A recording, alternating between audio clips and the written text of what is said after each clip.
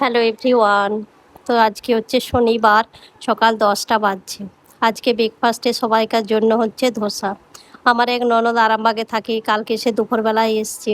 কালকে দুপুরে এসে কালকে সন্ধেবেলায় সবাইকার জন্য বানিয়েছিল মোগলাই। আর আজকে দেখুন সকালবেলায় সবাইকার জন্য বানাচ্ছে ব্রেকফাস্টে ধোসা। আজকে যেহেতু শনিবার, তো অনেকে পেঁয়াজ খায়, অনেকে পেঁয়াজ খায় না। তাই একদিকে চলছে পেঁয়াজ ছাড়া ধোসা, আর একদিকে চলছে পেঁয়াজ দিয়ে ধোসা।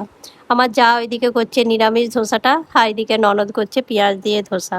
তো এক একজনে এরকম ধোসা 5-7টা করে খাচ্ছি।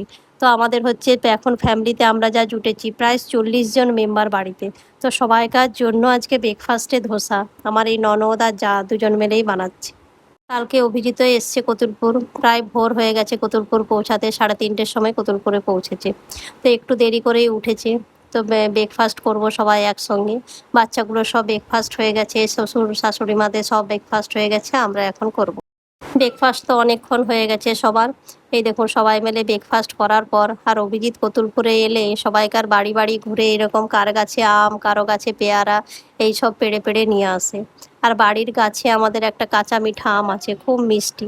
তো সেটা পেড়ে তাকে নুন লঙ্কা মাখিয়ে সব রেখে দিয়ে এসছে।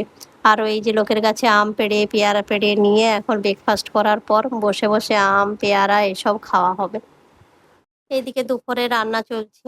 আমাদের যে রাঁধুনি ওই রান্না করে, কাঠের উনুনে রান্না বান্না হয়। এত লোকের রান্না, কাঠের উনুন ছাড়া তো অসম্ভব।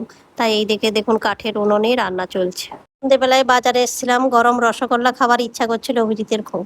তো কেনা হয়ে গেছে, যাবার পথে রক্ষাকালী মায়ের মন্দিরে প্রণাম করে বাড়ি যাব।